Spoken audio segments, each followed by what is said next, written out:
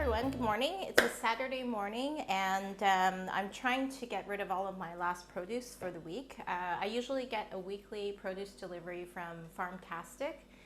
Generally they deliver every Sunday and they will deliver in a container that looks like this. Actually there's two, there's a smaller one inside. So you get to replace or return the containers every week, and there you can minimize some waste. Anyways, it's organic produce that's sourced from local farmers, so I love that about it, and the produce is really tasty.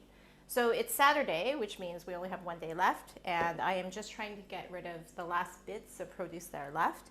So what I've done is I've prepared some of the vegetables that go into my 13 bean ham soup. So this is a variation on a soup that my mother-in-law, Lorraine, does, which is really delicious. And when we're home, she usually has people over on the weekend and we can stop in and have a bit of soup with her on a Sunday or Saturday. So what I like to use is this 13 bean soup mix from Bob's Red Mill. You can get this pretty much at Villa Market in Bangkok. I go to Sunshine Market on Soy 22. And I use just half of the bag for a big pot. What I like to do is I'll soak the beans overnight. So they were they've kind of grown and expanded a little bit. And what I did was I added the water up to about this level, and now I've drained them. So that way the beans will also cook a little faster and cook a little better. And it also helps you to get rid of some of the impurities. So I'll put this back on the stove for now, and then we can talk a bit about the vegetables. So at this point today, I had one whole bunch of celery. So I took that celery, washed it, and chopped it up. Probably more celery than I would put in a pot normally, but again, I'm trying to get rid of my vegetables. And then I had two bunches of these cute little red onions. So I took one bunch and some leftover red onion bits that I had in the fridge, and also chop them up into kind of pieces like this. This is all gonna go into the food processor, so you don't have to be precise. I had one leftover tomato, so that's going in. And then just to give you a sense of the carrots, I had about 14 of these smaller looking carrots. This would probably make your life easier if you were using bigger ones, but this is what I had. So these go into the pile. And then the next thing we'll do is throw everything in the food processor. Now I wanted to leave that one last bit of the carrot left just to show you that when I'm cooking with carrots, onions, and celery, I really wash my vegetables well before I prepare them. And then I try and keep all of the extra bits. So I have here like the outside part of the onion, we've got the carrot ends, you can't really see it here, but there's also the bottoms and the tops of the celery. And usually I would put them in a bag, a large freezer bag, and then I keep them in the freezer to make stock. But today, because I actually have quite a few bags, I usually wait till the bags are full, and then I end up making bone broth. So what I'm gonna do today is actually take a carcass from a turkey I made a while ago, and I might have to crunch that down later, and then some bones and bits from previous roast chickens, all of the extras from the soup that I'm making today, and then to really fill it out and make a real bone broth, chicken feet.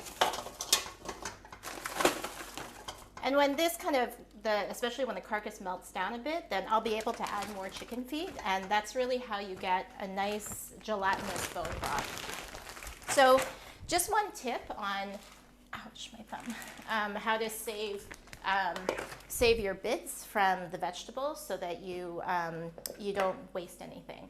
And I'm sporting a little bit of an injury today because I had a bit of an accident earlier in the week, so I'm trying to be really careful with my thumb. The last bits that are going to go into the soup will be some garlic. Now I'm using today, it's called pearl garlic. I only just discovered this type of garlic with Farmtastic.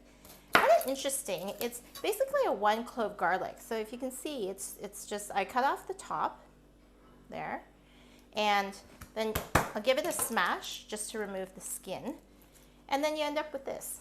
So that, you know, if putting it through a garlic press is very easy. I'm just going to throw it in the food processor with all of the other vegetables. But what I've discovered about this garlic, it's a much more pungent flavor if you're eating it raw. So if you're going to add it to your normal salads or salad dressings raw, you're going to need much less of this. When it's cooked, it does mellow out quite a bit. But just a nice little alternative to the garlic that we usually have. And then in terms of the meat that's going in, I have this Sloan's smoked ham. It's a smoked ham hock, honey smoked ham hock. I find that this has probably some of the best flavor of the ham hocks that I've been able to find in the market. This one is a little bit smaller than the ones I've seen before. So in order to make up for it, because it is a big pot of soup, I'm going to add in some of the Sloan's bacon bits that looks like this. I get both of these from Paleo Robbie, as you guys know, one of my favorite online grocery delivery stores. And the thing about Sloan's bacon bits is that they're not really as fatty as what you might imagine. It's really, you're looking at kind of chopped up ham here. So I feel comfortable adding maybe about half of this package into the soup to add flavor. But what I'll do is I'll chop this up a bit more in the food processor too, just so that everything blends together. So we're gonna go and chop all this stuff up in the food processor. We'll add our ham hock. And the thing about the ham hock is it needs to cook down for a few hours and then soften. And then what you'll need to do is remove it from the soup, remove all the meat and chop up the meat nicely into good chunks, and then discard the bone. But we'll also be able to use that really nice gelatinous, smoky ham hock on the outside. So that goes into the pot, and then let's go to processing.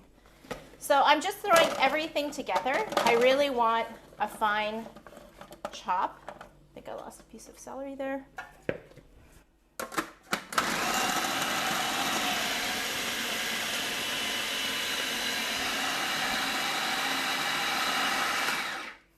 Scraping down the bits. I am really not too fussy about even big chunks when it comes to this recipe.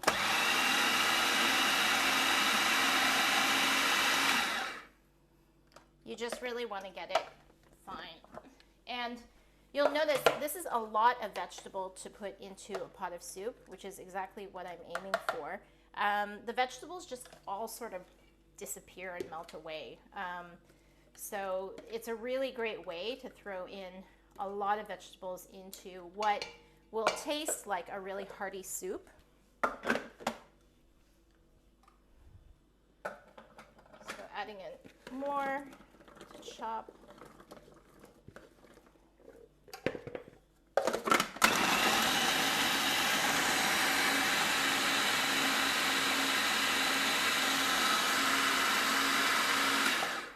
And this is also, this mix of vegetables, onion, carrot, and celery, is the same mix that I use as the base for my bolognese sauce.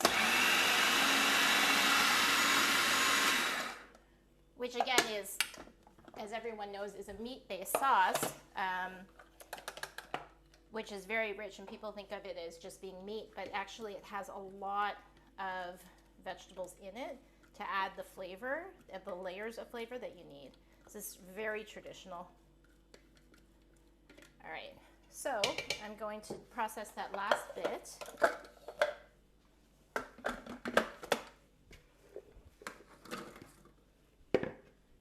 And add in all of that garlic. Again, it's going to mellow out. This is going to be going for several hours.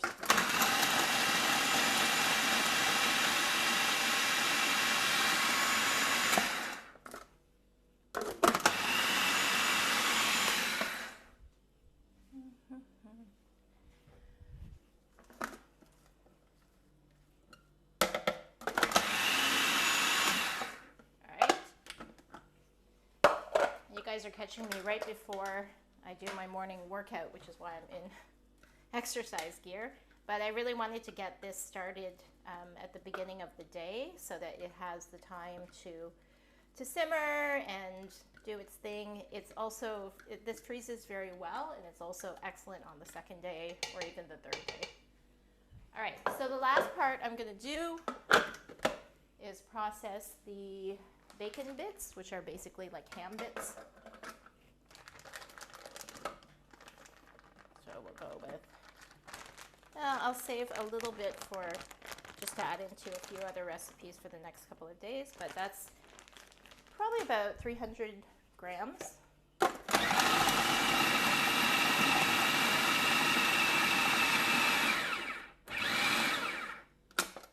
right, and just to get it down to a few more manageable pieces, because the bacon bits that they sell in that package are like really big chunks. I don't think it would be super pleasant to have massive chunks of ham. Well, maybe it would be when you're having a soup. All right, so tons of vegetables. Already you can see the pot's like practically full of vegetables and other good things. I will add in also 1 can of tomato. So this is chopped tomato. Sometimes I add 2, but today I think just because there's so many vegetables in that pot, I'm just going with 1. And then we add in plenty of water. This is 1.5 liters. I'm going to add in a bit more, but I'll do that after we stop rolling so that you don't have to wait for the water to boil. And then in terms of seasonings, I add in thyme. So these are whole thyme leaves. If you have fresh thyme, you can do that too. What I would suggest is bundling them together with a string so that they stay together, and when they cook, the leaves will just fall off naturally and you can just grab that bundle out. I'm gonna add some oregano. So that's just whole oregano. Couple of, I'm gonna go with 3 bay leaves. There we go. We'll start the pot. And then the last piece is, you can add chicken stock, beef stock, ham stock. My mother-in-law has, she uses Better Than Bouillon ham stock if she can. And that's also a good option because then you're adding ham on ham flavor. Today, just because I have this homemade duck stock from Paleo Robbie, I'm gonna add in, just to start, I'd say a big bunch of this tiny jar. And then I'm gonna let this come to a boil, take a taste after it's been simmering for maybe about half an hour and see if I need to adjust adding more stock, adding a bit of salt. I'm gonna add maybe a little grind of pepper now, but again, I'll adjust the seasonings later on because the seasonings will change after the ham gets cooked into the stock, the water, sorry, that smokiness gets into the flavor of the soup. So you'll need to adjust as you go along. So right now it's about 10 o'clock. I'm going to add a bit more water so that I bring it up to, so that there's this much space at the top, bring it to a boil and then put it into a simmer and let it go for maybe 2.5 to 3 hours. Then we'll come back and then I'll take that ham hock out and show you what I do with the ham hock. So join me after that. So we're back and it's been about 3.5 hours since we started. Now the mixture didn't really come to a boil until about 10:30, so it's about 3 hours that we've been cooking the ham hock with the vegetables. And so I just wanted to show you what it looks like. I just took the ham hock out and you really want it to be starting to fall apart. And I'm going to let this cool a little longer so that I can handle it. But again, just to give you a sense of what to look for when you're checking on your ham hock, it needs to be pliable enough so that when you finally handle it, that you can just pull the meat right off the bone. And so I'm gonna let this cool a bit more. It's still a little too hot to handle. But in the meantime, what I'm going to do is add 1 cup of pearl barley to the soup. And in the past, I've added rice or pasta to the soup.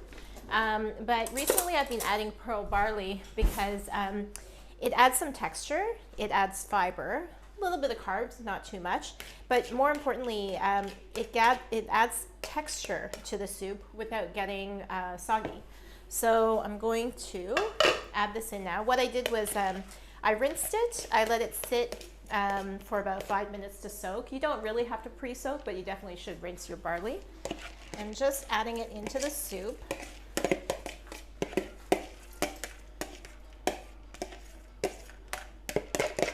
Just trying to get all those bits. I'm going to turn the heat up a little bit. And you can see I've got this little guy here that's been helping me keep my lid ajar while I've been cooking. I've also been skimming off some of the fatty bits on the top over the past little while. So the barley is going to take about 20 to 30 minutes to cook. It'll also help to thicken the soup, which is already thickening up quite a bit because of the beans. So the beans have sort of cooked quite a bit. Some of them have broken. There's lentils in that mix. And when you give it a stir, it actually looks relatively thick, but it's going to get even thicker with the barley.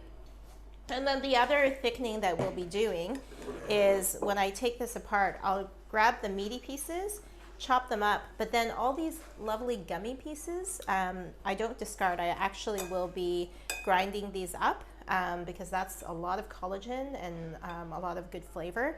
And then that will go into the food processor to add in at the very, very end to thicken. The bones, on the other hand, will go to Suki, the dog who lives above me. So let's let this cool and then we'll come back. All right, so we're back and I have separated out the meat from the gummy bits of the ham hock. So this is basically what we've been able to extract. And so I'll just give it a rough chop. It doesn't need to be too fine. It'll sort of break apart a little bit in the soup. But it also gives you a nice texture, that it's not all melted into the soup. So, and what's really nice about Sloan's ham hock is that even after it's been in the soup for a few hours, it still retains its flavor. It's a bit salty. You can still taste the smokiness. So I'm going to add this into the soup, which has thickened up a bit because of the barley that's been in there. It's almost taken a bit more of a creamy type of look to it, and the barley has softened, but it's still quite chewy. And then the last thickening agent for this will be what's left over of the ham hock. So I was going to give this bone to Suki, the dog upstairs, and I realized that the owners are on a little bit of a staycation. So I think she's probably at the dog hotel. So I'm going to throw this into my bone broth, which has been going for about 4 hours now, but I'm going to let this go for about 20 hours. Already it's become quite creamy. And what I usually do is I make sure that it's filled up to the top, and then I put it on a very, very low simmer overnight. So lots of collagen that comes out of that. That freezes very well. So the last bits. So this is all the gummy bit that's kind of left behind from the ham hock. And there's a lot of collagen that's in there, gelatin that's really good for you, and tasty too, of course. It's all about the flavor. So I'm going to take all that, put that into my tiny food processor, and then just give it a whiz. And it's going to make a bit of a paste. So I'm going to do this here. Oh, I should plug it in.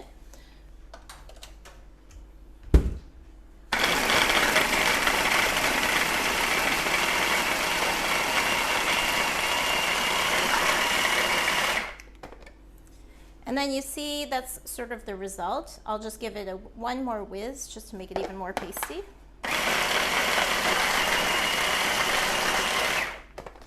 And there you can see nothing goes to waste when it comes to that ham hock. Plus, again, the flavor is really, really nice.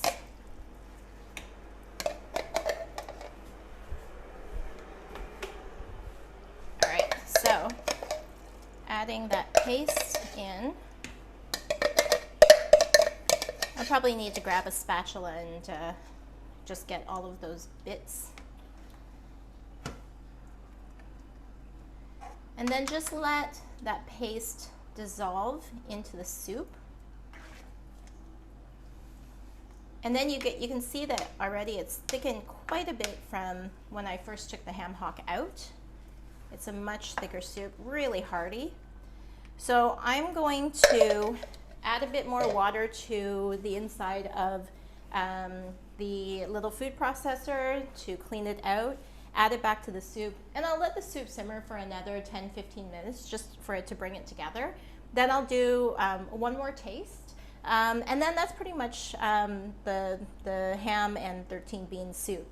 The thing I should say is I make this a lot in big batches because it freezes really well. It's often better on the second day, and what I've been doing is using so this is the type of pen that you can use when you're having parties and you want to put people's names on wine glasses. And it actually works really well to put like 13 bean ham soup, February 2021. And so that way I know what's in the freezer. A little bit, maybe an improvement from masking tape, and it washes off really, really easily. So a nice little trick if you're putting stuff into the freezer, then you might want to look into these types of pens that you would use for writing onto wine glasses and maybe beer glasses if you're having a party. So we'll come back at the end and do a final taste, pull it together, but that's pretty much, those are the last steps for cooking. So the soup has been simmering for another 10 minutes. One thing you have to note is that after you've added in barley as well as the kind of ground up gummy bits of the hock, the ham hock, it will tend to stick to the bottom of the pot, so you don't want to be simmering it at very high heat.